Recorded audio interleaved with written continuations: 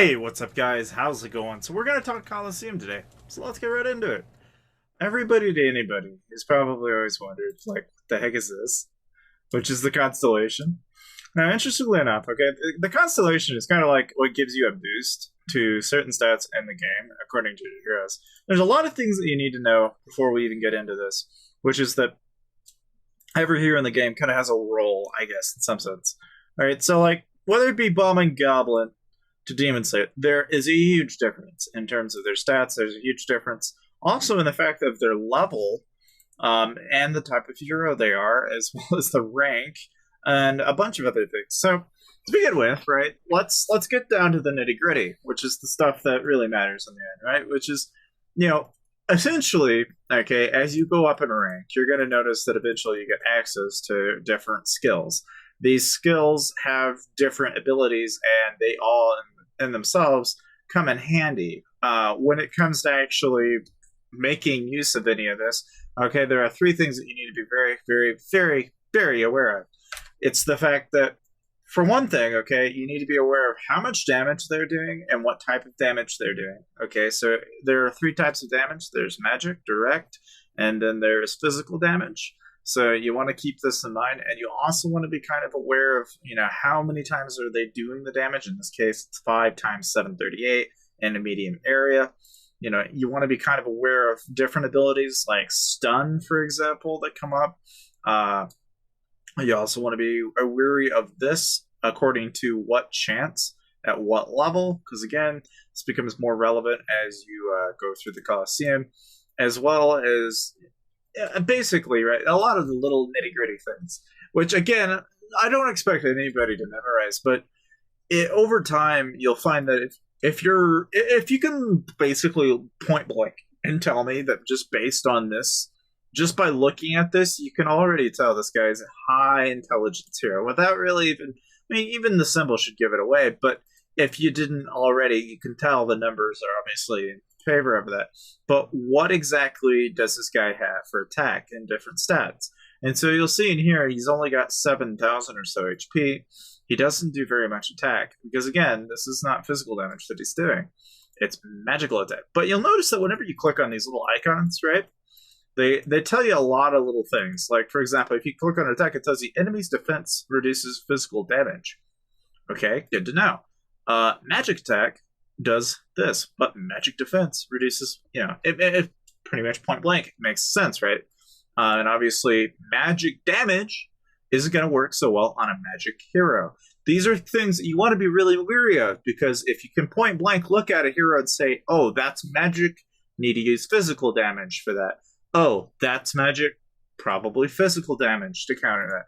It's an easy way to kind of get an idea. Now, the crits, okay, this is something that you need to be kind of wary of, because between, physical critical, obviously it's going to be a lot lower on a magical hero than it is then on a magic hero. So you'd expect the crit's going to be high, but it's going to be different for every type of hero that is magic.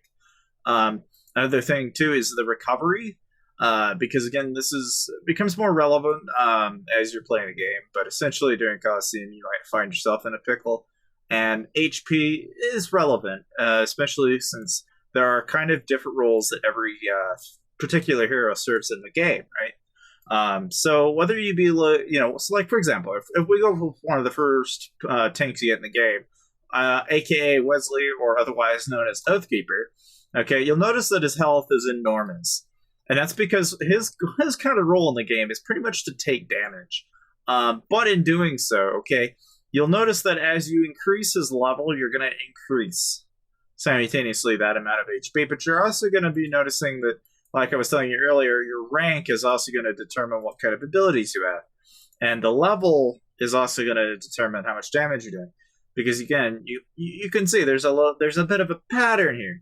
And again, abilities like stun will come up, and you need to kind of know that for different heroes, because again, different heroes have different abilities. But like in this case, you'll notice that this says absorbs up to 3,354 damage. It doesn't say magic, doesn't say physical, it says damage. So assume that it'll take either type. In the case of summoning a shield, it absorbs incoming damage, lasts for 4 seconds, it breaks after taking too much damage. Good to know. Shield Bash strikes an enemy with a shield, dealing damage and inflicting stun. Oh, how about that for 3 seconds? And again, those are little things, And I don't. Again, you can't expect anybody to really remember it, but there are things like recovery that do become somewhat useful. Well, I'll explain it more here in a bit. So, pretty much, let's suppose you go through now and you go check all of your heroes and you get familiar with their abilities and you're aware of what heroes do what. Now you know that basically the rank is going to have a factor, the type of hero they're going to have is a factor, but now how do I create a team? All right, so when you're picking a team in Colosseum, and this is oftentimes going to be very difficult, especially when you're free to play, is that you're going to start out with basically a team and you're going to have to pick, okay, which hero am I going to use? Well, almost every team in the game has a healer when you're starting out, because really nobody can really pass without one. Now, is it impossible to do, say, an all, offensive team? Now, what do I mean by that? I mean, you're trying to pick heroes that are doing as much damage as they can possibly do. Now, is this a perfect team? No, but it's also a tank that has a tank sort of.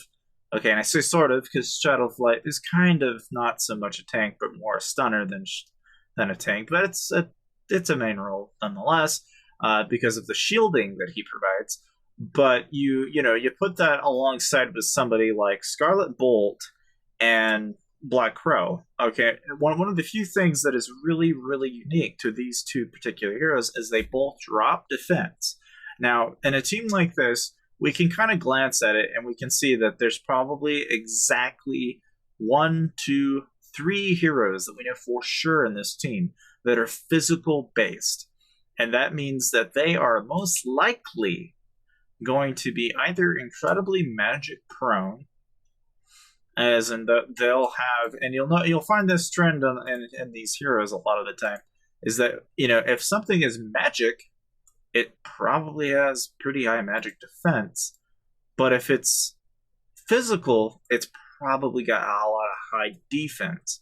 And so there's kind of two approaches that you can go about it, which essentially, with a team like that, okay, you either go full magic, trying to destroy those 3 types of physical-based heroes, or you pick heroes that are going to drop their defense. Because again, the idea being that, if I used a Scarlet Bolt in a team like this, what I'm doing is I'm trying to drop their defense so that attack coming in from this particular hero is going to be more effective on a tank. Now, does it mean that it's going to go all the way through? Not always. And again, this is kind of a hit or miss usually when it comes to teams. And this is part of the problem when you start trying to pick different teams, because it only gets more complicated from here. So the constellations, like I was telling you before, do have a factor in this. So in this case, it increases your critical and it increases magic defense. Now, because of that, okay, just at a glance, I can say for certain that I'm going to get a bonus to magic defense with this particular hero, and I'm also getting a higher critical chance. Now, that is good information to know, especially when you're trying to hit a team like this, because that's going to help out a lot. Now, you might look at the might or the hero might, and that might be really, really off-putting at first. And really all this is saying is, okay, the average collective levels of these particular heroes is this amount of might.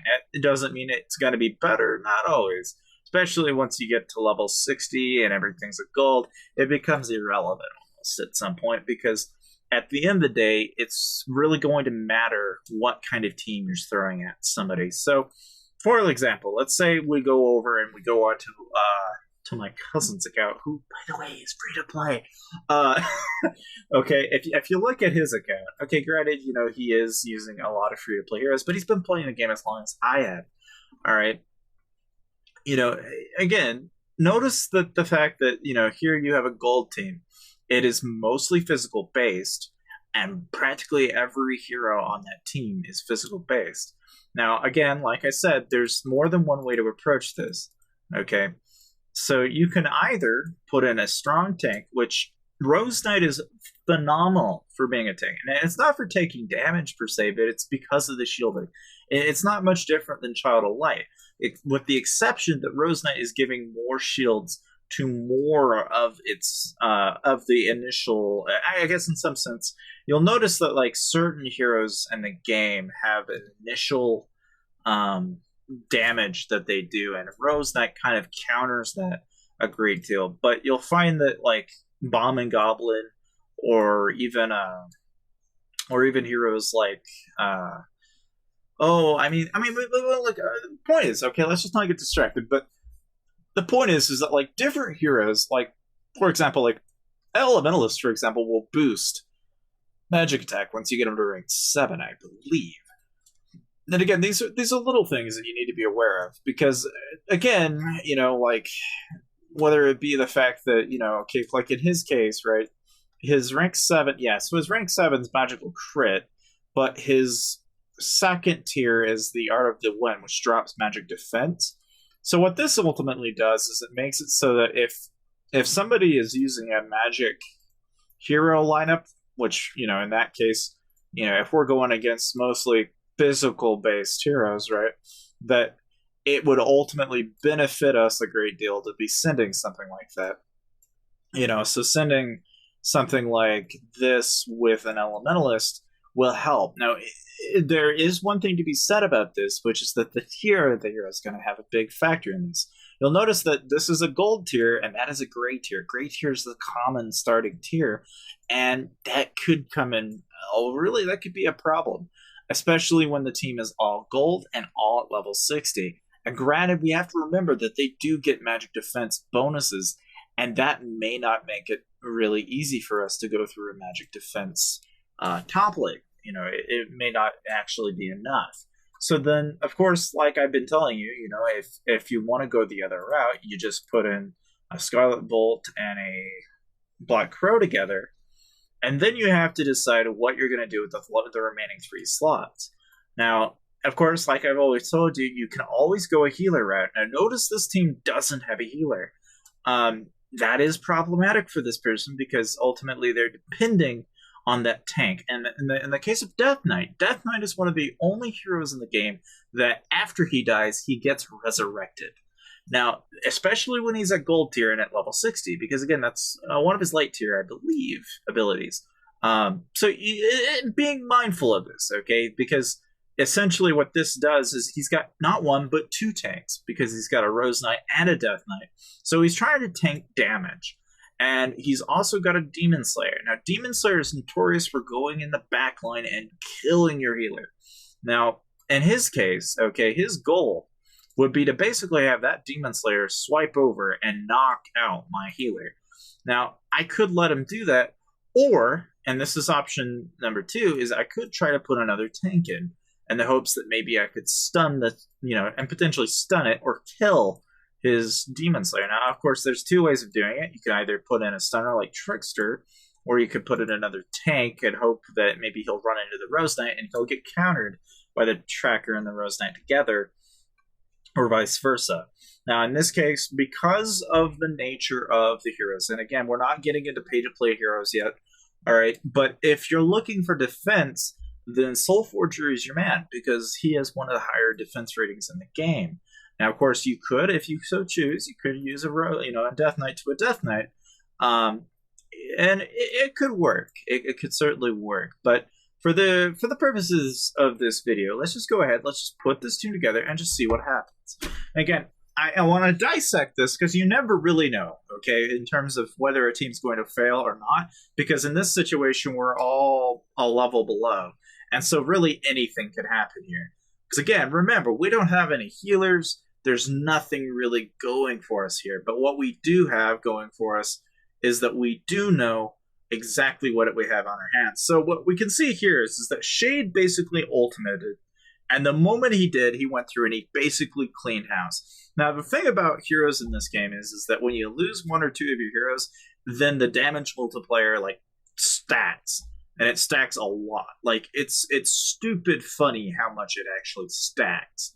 How much it'll actually go. Now, of course, granted, this is my cousin's account. All right, and for the purposes of this video, we're going to do this. So, and he'll come back and haunt me for this later.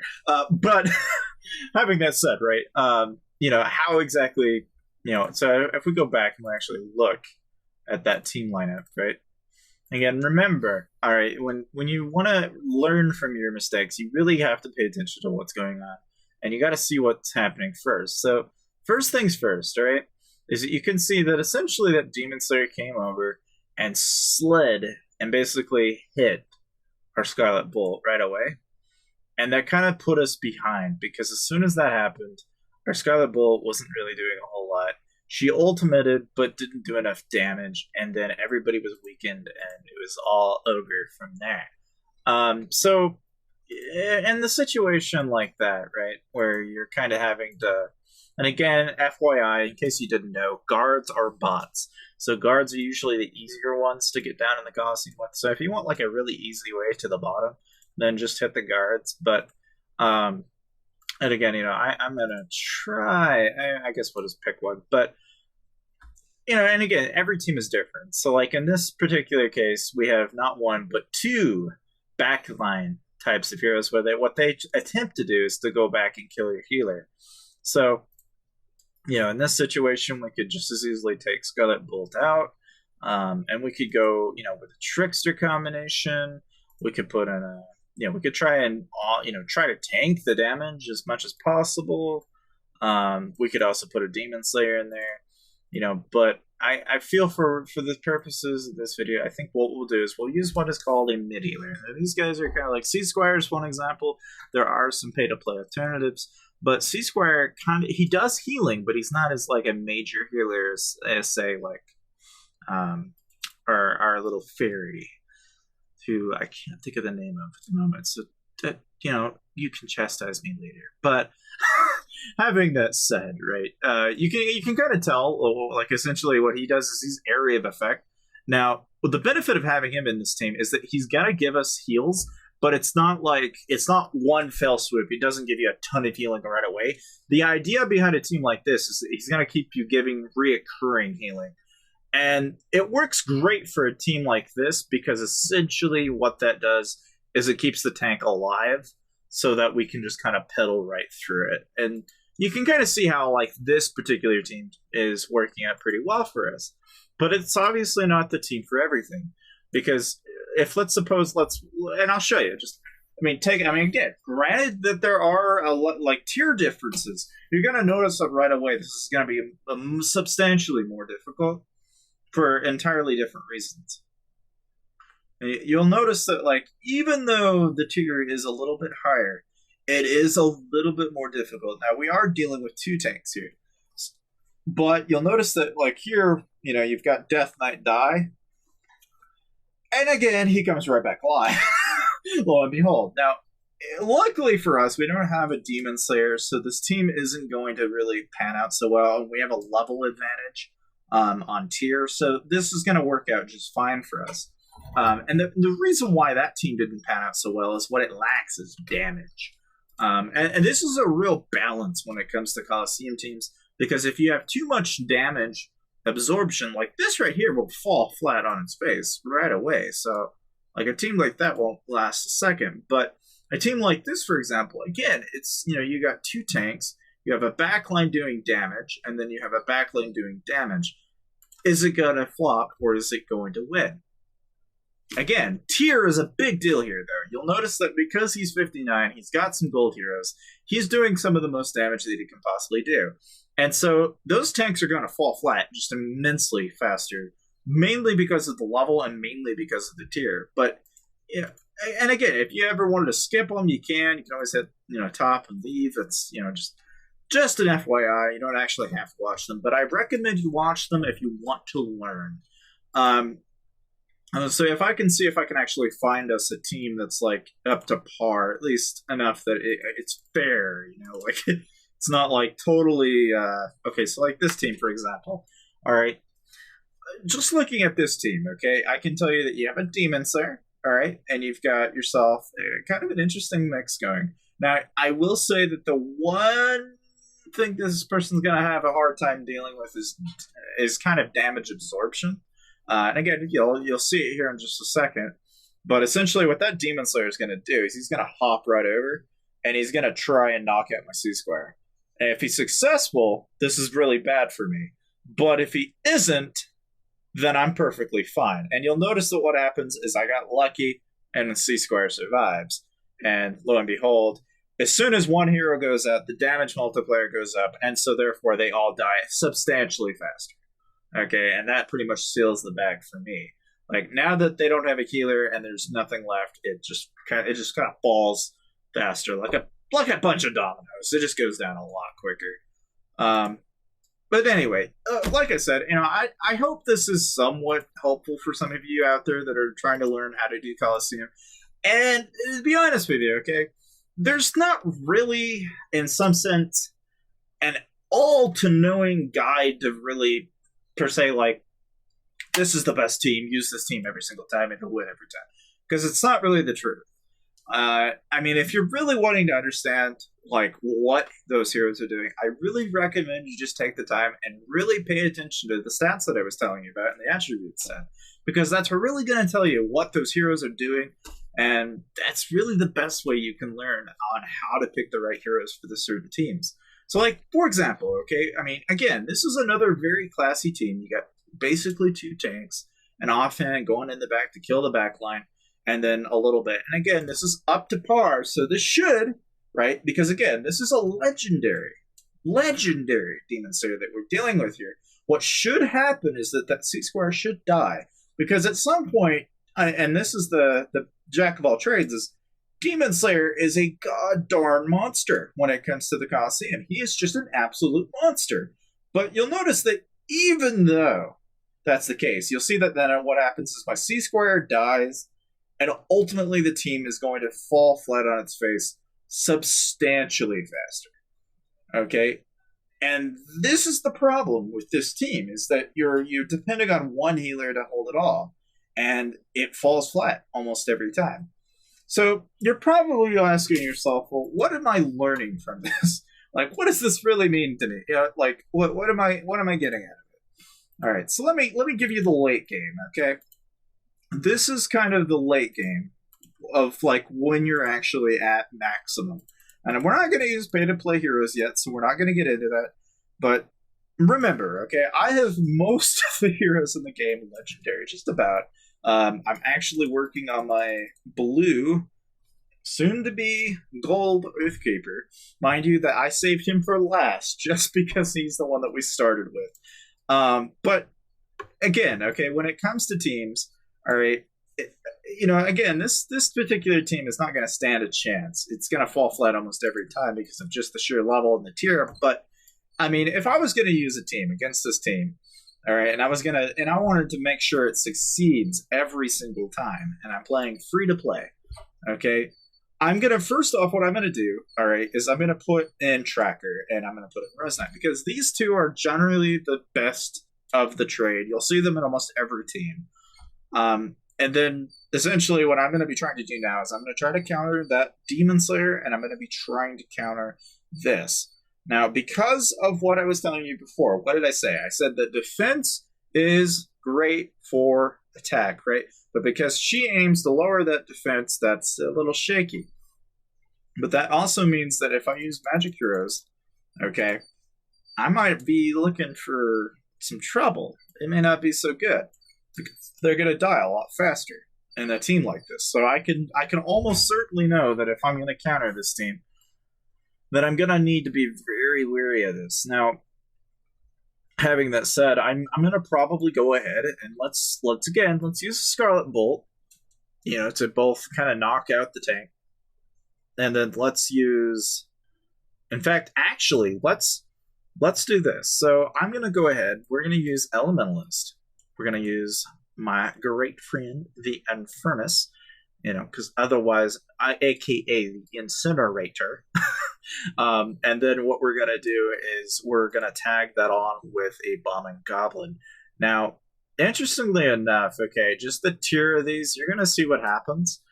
Because again, remember, the tier is a big deal. I mean, if you want an idea of just how big of a deal it is, okay, remember, this team isn't like complete utter counter.